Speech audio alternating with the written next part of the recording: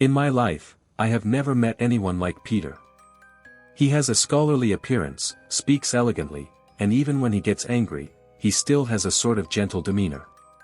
Of course, this all comes down to his androgynous looks and a pair of gold-rimmed glasses.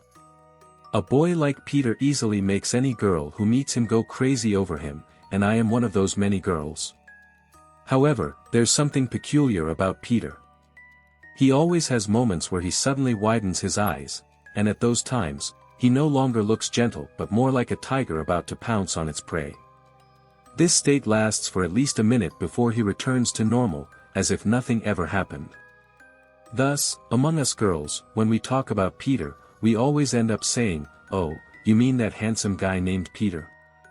And among the boys, when they mention Peter, they say, "Peter. He's that weird guy who suddenly flips out, right?" These sentiments about Peter were echoed by me and a boy named Derek one evening.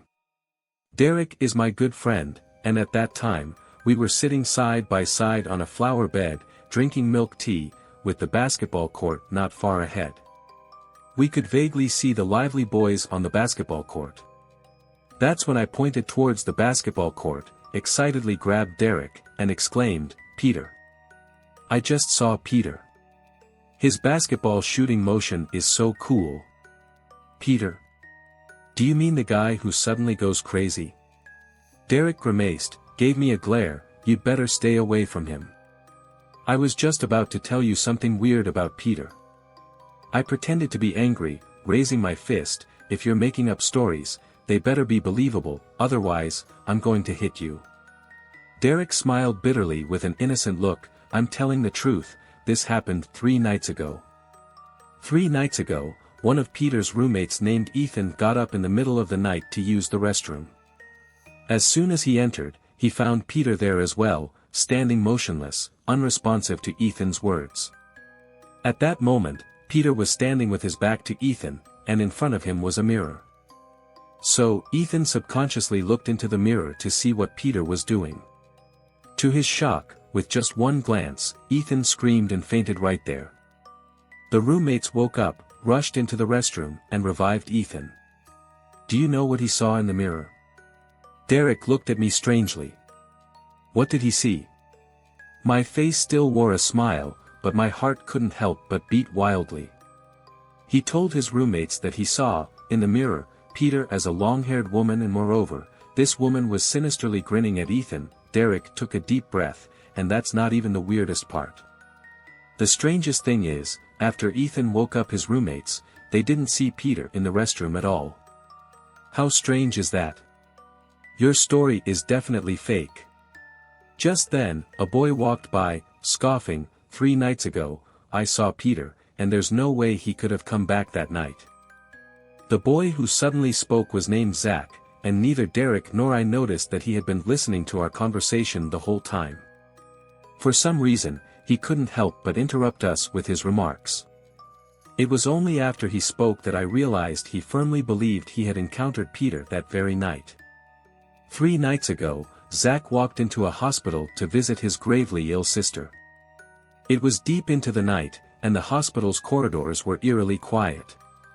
Zack remembered his sister was in a ward on the 9th floor, so he crossed the hallway toward the elevator at the end.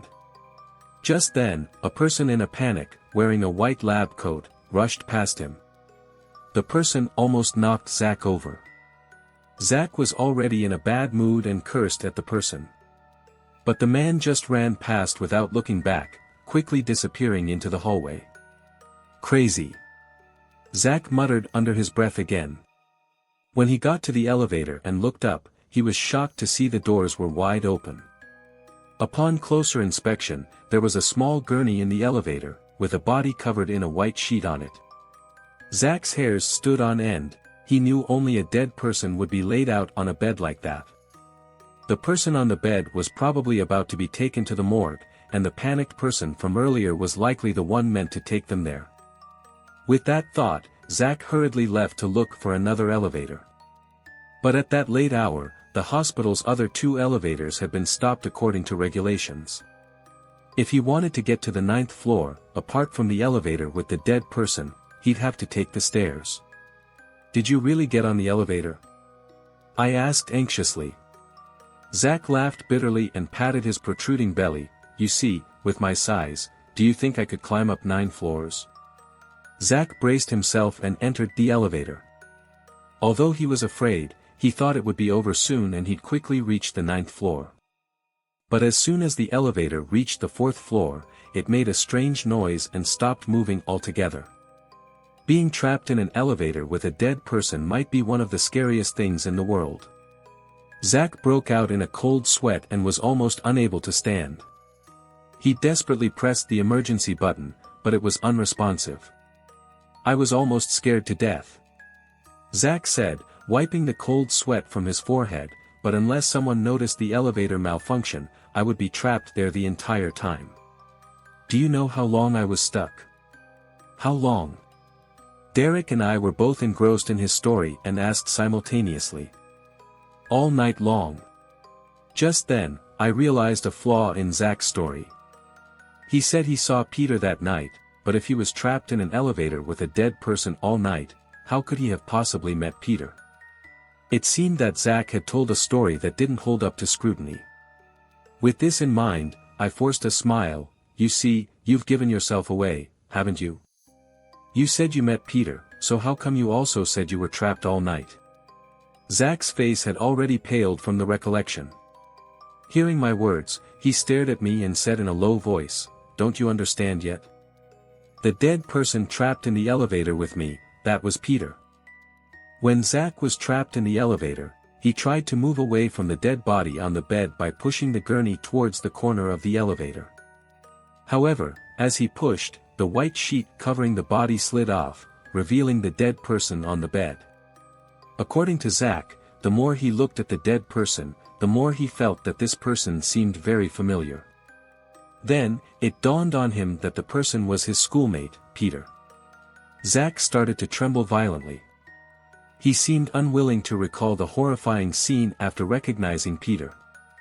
After hearing Zack's story, even Derek was stunned, seemingly convinced that Ethan's story was false and Zack's was the true one. Because, no matter how you looked at it, the fear on Zack's face didn't seem feigned. However, after Zack finished his story, the tension on my face suddenly disappeared, followed by an uncontrollable burst of laughter that left Derek and Zack exchanging bewildered glances. What are you laughing at? Zack seemed somewhat angry. You don't believe me? I was still laughing. It's not that I don't believe you, but rather I don't believe either of you. Derek was perplexed and asked, Why would you say that? I wiped the smile off my face and said seriously, because, on the night of 3 days ago, Peter was with me. Derek has always had a soft spot for me, which I knew very well. This was also a reason why I hadn't made my relationship with Peter public. I had been planning to find the right moment to tell Derek, but I never expected him to slander Peter in this manner. In my eyes, Zack was also part of Derek's effort to smear Peter. Peter did indeed have unexplainable oddities about him, like his moments of staring wildly as if he was losing his mind. Derek probably took advantage of this to weave 2 bizarre stories, making me feel fear towards Peter internally in wanting to keep my distance from him. Unfortunately for them, Peter and I were already together. That night, 3 days ago, Peter was waiting for me under the dormitory. We sneaked out of school together and went to a bar. There, Peter asked me if it was time to make our relationship public. I told him I was worried about hurting Derek, so let's postpone announcing our relationship. Is he more important to you than I am? Peter retorted before storming out of the bar angrily. Since that night, Peter hadn't contacted me until 3 hours ago when he called me, telling me to wait for him under the dormitory tonight. It seemed like Peter had cooled off, and that was why I was in the mood to sit on the flower bed. So, the stories told by Derek and Zack were utterly baseless. At this point, it was time to clear the air with Derek, taking the opportunity to reveal what happened that night with Peter and effectively making our relationship public. As expected, Derek's face fell. He looked at me, opened his mouth to say something, but eventually, he didn't speak. Maybe, what you guys talked about also happened, Zack suddenly said with a grave expression. What do you mean? I asked Zack. Zack hesitated for a moment, frowning. Maybe, that night, Peter suddenly died accidentally, his body was placed in the elevator, and I happened to come across it. And the Peter that Ethan saw might have been Peter's ghost. It must be so. Peter as a ghost, and Ethan seeing Peter's reflection as a woman in the mirror, wouldn't be strange then. At this point, Zack looked at me with horror. The Peter who went to the bar with you that night, might not have been alive anymore. Zack's words startled me because they made so much sense. If Zack was indeed recruited by Derek to disparage Peter, he had no longer any reason to continue the charade. I didn't want to believe that Peter had become a ghost, yet Zack's words caused me to tremble with fear.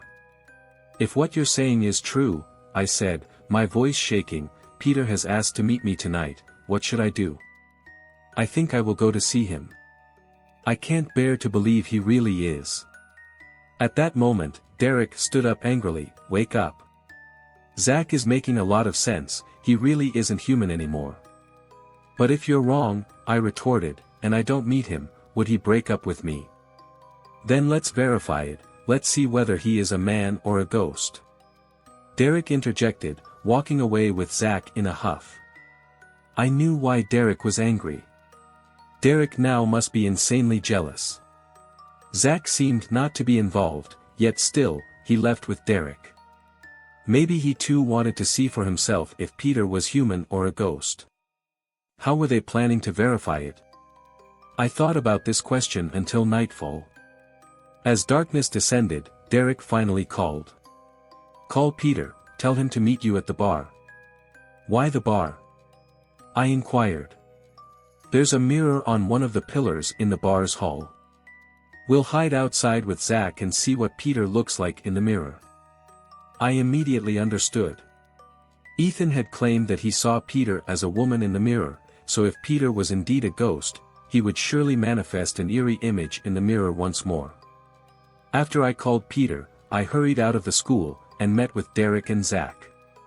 We took our positions outside the bar early, able to see everything through a large floor-to-ceiling window. Half an hour later, Peter entered the bar, nodded to the bartender, and sat down by the mirror. He waited a while for me to arrive, and when I didn't show, he took out his phone.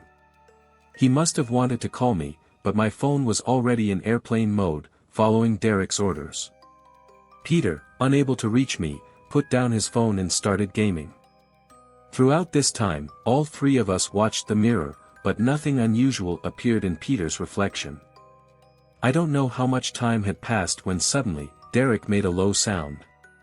My heart raced, knowing he had seen something in the mirror. I looked quickly and attentively at the mirror. There it was, Peter had fallen into his habit, staring at the mirror ahead of him for a full minute.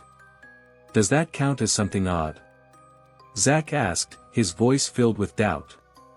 I shook my head. No, Peter had told me his family has a history of hereditary mental illness that slowly vanished over time. Through his generation, only this small quirk remained, and it isn't considered a disease anymore. Like I said, you're all mistaken. Peter is fine.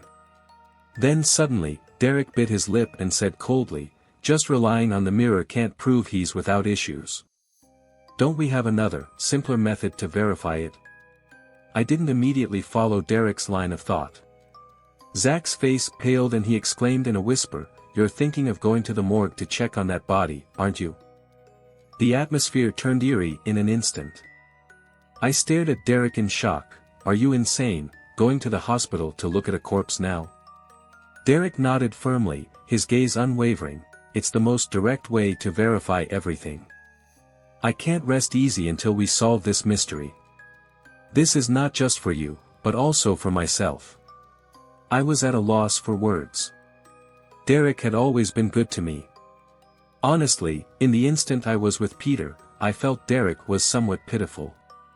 I equally knew if Zack and I didn't accompany him to the hospital, he would go by himself anyway. It might be better to just go with him. Zack, being a boy, hesitated only for a moment before agreeing to go and see the corpse with us. It had been only 3 days since Zack saw the corpse, and it should still be in the hospital morgue. The three of us set off for the hospital, each lost in our own thoughts. The hospital wasn't far away.